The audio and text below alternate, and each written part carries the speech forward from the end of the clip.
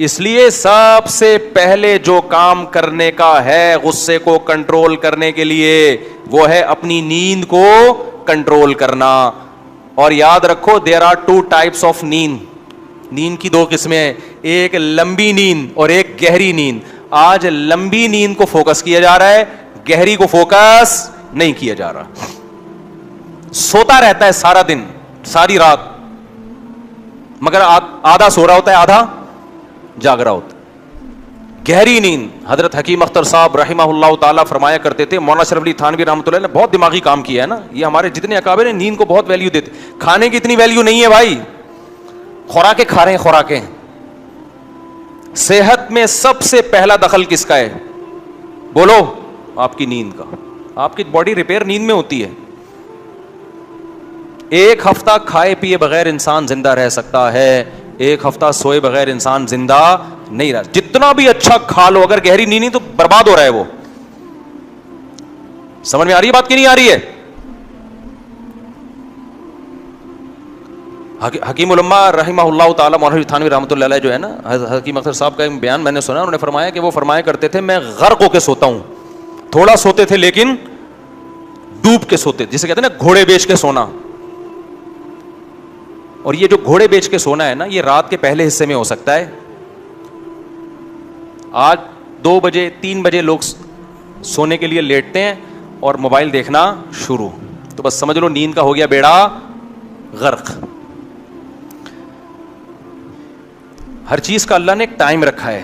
دیکھو مرغی جو ہے نا, مرغی وہ دن میں انڈا دیتی ہے, رات میں کبھی انڈا نہیں دیتی ہے. بھائی سوال پیدا ہوتا ہے انڈا جب آئے گا, جب بن گیا اور آ رہا ہے تو پھر رات اور دن کیوں دیکھ رہا ہے وہ؟ نا نا نا نا نا, یہ سورج کی جو گردش ہے, زمین کی جو گردش ہے, اس کا انسانی باڈی کے ساتھ تعلق ہے. اب دیکھو میں آپ کو ایک چھوٹی سی مثال دے کے بس بیان ختم کرتا ہوں. یہ ٹاپک کو ہم آگے بھی لے کے چلیں گے انشاءاللہ, کیونکہ غصے کی وجہ سے طلاقیں ہو رہی ہیں, قتل ہو رہے ہیں, نفرتیں پھیل رہی ہیں. آپ اپنے رہنما کے خلاف نہیں سن سکتے, اس کے رہنما وہ اپنے سارا ایک دم ڈپریشن کا ہی تو مسئلے ہیں نا سارے. تو اس میں بہت سارے کام کرنے اس کو کنٹرول کرنے کے لیے, اور میں اس لیے کہہ رہا ہوں تاکہ میں بھی کنٹرول میں آ جاؤں. یہ نہیں کہ ہم کوئی بہت ہی کوئی فرشتہ صفت انسان ہے اور ہم بھی کھوپڑی ہماری بھی گھومتی رہتی, کیونکہ ہمارے پاس کھوپڑی گھمانے کے اسباب بہت زیادہ ہیں. آئی بات سمجھے؟ آپ کے پاس آپ کی کھوپڑی گھمانے کی ایک وجہ ہوگی, ایک ہی وجہ آدمی کی کھوپڑی کو سیٹ ہونے نہیں دے. ہمارے پاس بہت ساری وجوہات ہیں, تو ہمیں زیادہ ضرورت ہے اس کی بیان کی. تو گہری نیند سمجھتے ہو, یہ جو باڈی ہے نا, اس کا سورج, یہ جو زمین کی گردش ہے, اس کا ہماری باڈی کے ساتھ تعلق ہے. میں اپنا ایک چھوٹا سا واقعہ شیئر کرتا ہوں. ہم کو ڈاکٹر تو ہے نہیں, ہم دیسی واقعات یہ سنا کے آپ کو موٹیویٹ کریں گے نا. ڈاکٹر تو پوری رپورٹ پیش کر دے گا نا, امریکہ کے سائنٹسٹ یہ کہہ رہے ہیں. ہم تو بھائی دیسی آدمی ہیں, دیسی طریقے سے سمجھائیں گے. دیکھو دن کیا ہوا کہ مجھے نیند نہیں آئی رات کو, دعوتوں کی وجہ سے نیند اڑتی ہے میری. دعوتوں کو بالکل بین, دعوتوں میں لے جا کے کھلا دیتے ہیں قورمے شوڑ میں, پھر وہ مسئلے رات کو, پھر وہ رات کو تو ہلکا پیٹ ہو تو آدمی صحیح طرح سے سوتا ہے. رات بھر نیند نہیں آئی, جاگتا رہا. صبح بھوک لگ رہی تھی, اور بھوک میں ہم پراٹھے پھوڑتے ہیں صبح معذرت کے ساتھ. میں نے کہا ابھی نہیں پھوڑتا, تھوڑا آرام کر لیتا ہوں. دوپہر کھانے کے بجائے کیا پھوڑوں گا, اور 2 کے بجائے 4 کی بھوک لگ جائے گی. جب ہم دوپہر کو اٹھے بالکل بھی دل نہیں کیا.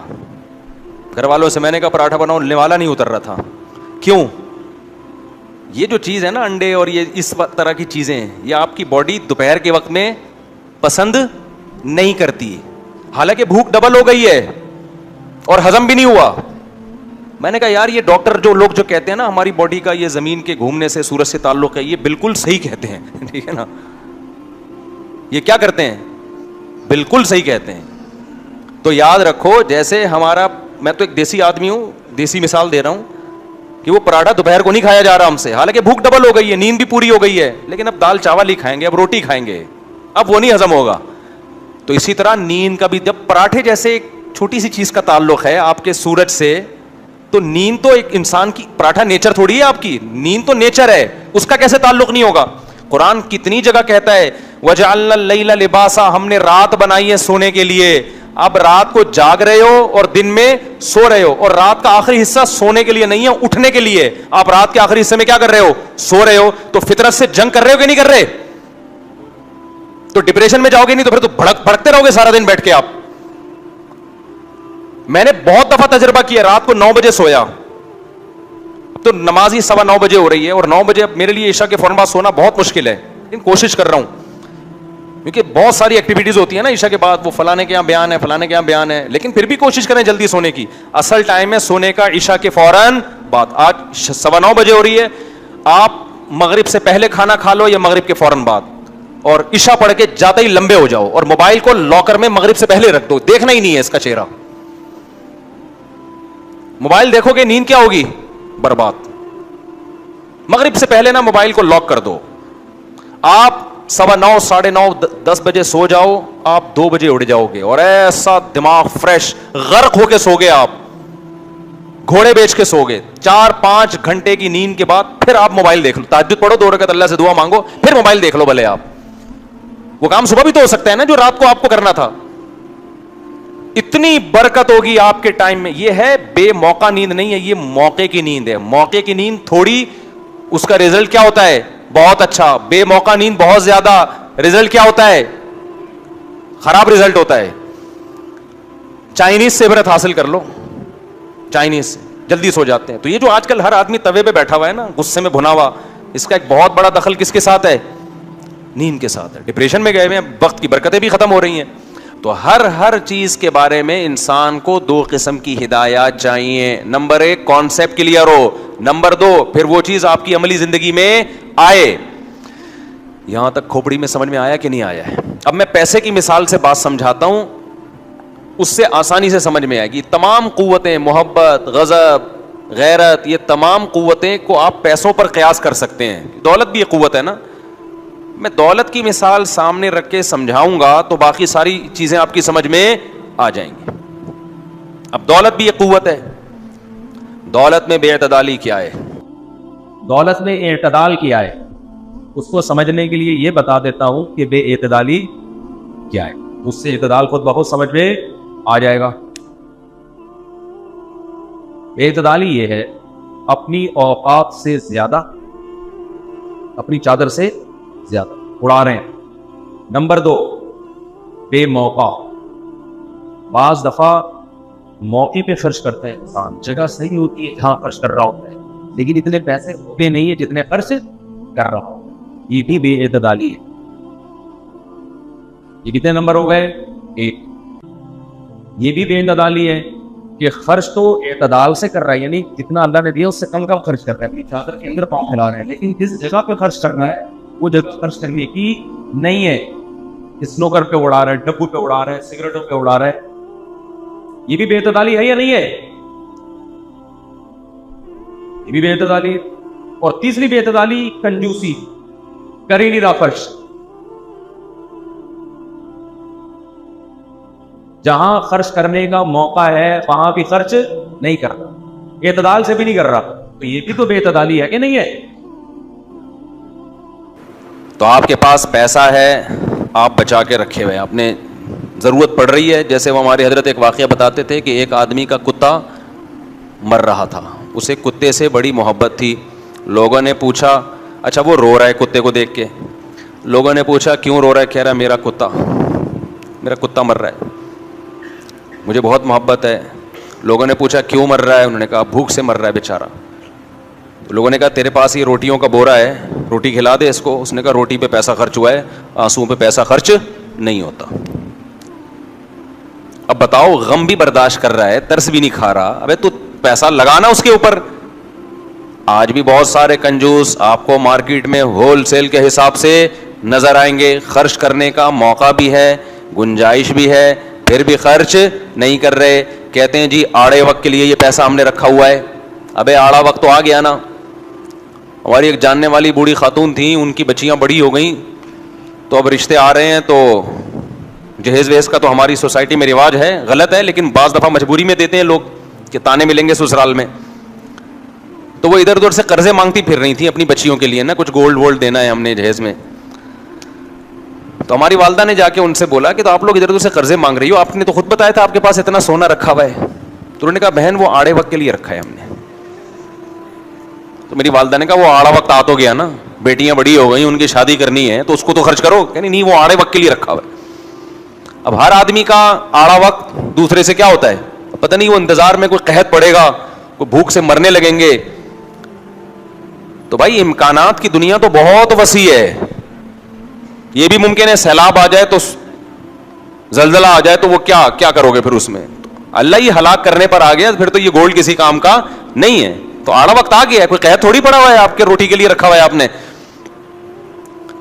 اٹ از کالڈ کنجوسی. اسے کیا کہتے ہیں؟ وہ ایک خاتون نے اپنے بچے سے بولا, جا پڑوسیوں کے یہاں سے چینی لے کر آ, چائے بنانی ہے. وہ بچہ گیا, ادھر ادھر دروازہ بجایا, کوئی خاتون نے چینی نہیں دی. بچے نے آ کے امی سے کہا, امی کوئی بھی چینی دے رہا. امی نے کہا, سارے کمینے بغیرت, ایک نمبر کے کنجوس, چل اپنا ڈبہ نکال چینی کا, چل اپنا چینی کا ڈبہ نکال. تو یہ بے اعتدالی ہے کہ جو قوت, جو وسائل اللہ نے آپ کو دیے ہیں, آپ ان کو استعمال بولو نہیں کر رہے. علم دیا, اس کو استعمال نہیں کر رہے. دماغ دیا, ذہانت دی. بہت سے ذہین بچے ہوتے ہیں, ماں باپ ان کو پڑھانے لکھانے کے بجائے ٹماٹر بیچنے میں لگا دیتے ہیں. اور بہت سے ذہین نہیں ہوتے, جسمانی قوت ہوتی ہے, وہ ٹماٹر ہی بیچ سکتے ہیں زیادہ اچھا, ان کو پڑھائی میں لگا دیا. تو یہ بھی بے اعتدالی ہے. آج کل ماں باپ سارے بچوں کو ایک ہی لاٹھی سے ہانک رہے ہیں, بس سب نے پڑھنا ہے, بڑا آدمی بننا ہے. اور جب وہ نہیں بن رہا ہوتا, خدا نے اس کو صلاحیت نہیں دی, تو ٹارچر کرتے ہیں ذہنی, پڑھتا نہیں ہے, نمبر نہیں آتے, اس سے وہ اور ڈپریشن میں جاتا ہے. ہمارے حضرت فرمایا کرتے تھے کہ بعض چیزیں صورتاً دیکھنے میں لگتا ہے کہ یہ تربیت ہو رہی ہے, حقیقت میں پیچھے دنیا کی محبت ہوتی ہے. جیسے بچہ فیل ہو گیا, آپ غم زدہ ہو رہے ہیں, ماں بہت, باپ بہت غم زدہ, ہائے میرا بچہ فیل ہو گیا, ہائے ہائے ہائے. دیکھنے میں لگ رہا ہے کہ آپ کو بچے کی تربیت کی فکر ہے, اچھا لگ رہا ہے دیکھنے میں, تبھی تو غم زدہ ہو رہے ہیں. لیکن حقیقت میں پتہ ہے کیا ہوتی ہے؟ پیسوں کی فکر ہوتی ہے اس کے پیچھے. فیل ہو گیا, فیوچر میں روکھڑا نہیں کمائے گا, تو ہم جیسے اب غریب ہیں, بعد میں بھی کیا رہیں گے غریب, یا ہم ابھی مالدار ہیں تو بڑھاپے میں یہ ہمارا سہارا نہیں بن پائے گا. تو یہ تربیت نہیں ہے, یہ حب دنیا ہے, یہ دنیا کی ہوس ہے, یہ دنیا کی لالچ ہے. اور یہ لالچ مالداروں میں زیادہ ہوتی ہے, غریبوں میں کم ہوتی ہے. آج ہم دیکھ رہے ہیں نا, اگر ان کو بتا دیا جائے نا تمہارا بچہ غریب ہے لیکن نیک بہت ہے, اعمال سے لگ رہا ہے نیک ہے, جنت میں جائے گا, وہ کہتے ہیں بھاڑ میں جائے, جنت کا کیا کرنا ہے. ان کے دماغ میں یہی ہوتا ہے, ابے پیسہ کما کے دے بھائی. ہم نے اہل اللہ کو دیکھا, علماء کو دیکھا, وہ اس کی فکر کرتے ہیں کہ بچہ نیک بن جائے, کیونکہ مسافر خانہ ہے نا, پیسہ کما لے گا تو بھی ٹھیک ہے, نہیں کمائے گا اگر اعمال اچھے ہیں تو آخرت میں کامیاب ہو جائے گا. حضرت عمر بن عبد العزیز خلیفہ وقت تھے, اپنی اولاد کے لیے کچھ نہیں چھوڑا انہوں نے. لوگوں نے کہا کہ اولاد کے لیے تو چھوڑے, انہوں نے کہا اگر یہ نیک ہوں گے نا تو اللہ کا وعدہ ہے متقی کو ایسی جگہ سے رزق ملتا ہے جہاں سے اس کا گمان بھی نہ ہو. اللہ ان کو بھوکا نہیں مارے گا, دل میں غنا دے دے گا, ظاہری طور پر پیسہ نہیں بھی دیا. اور اگر یہ برے نکلے تو میری دولت سے عیاشی کریں گے. لیکن یہ عام حکم نہیں ہے, خوب سمجھ لیں. عام حکم یہی ہے کہ اگر اللہ نے آپ کو پیسہ دیا ہے تو آپ اولاد کے لیے چھوڑیں. بعض چیزیں ہر ایک پہ سوٹ نہیں کرتی ہیں. شریعت کا عام قاعدہ یہی ہے کہ اگر اللہ نے آپ کو پیسہ دیا ہے تو آپ اولاد کے لیے بھی چھوڑ کے جائیں, تاکہ وہ لوگوں کے سامنے بھیک نہ مانگیں. نہیں دیا تو ٹینشن نہ لیں.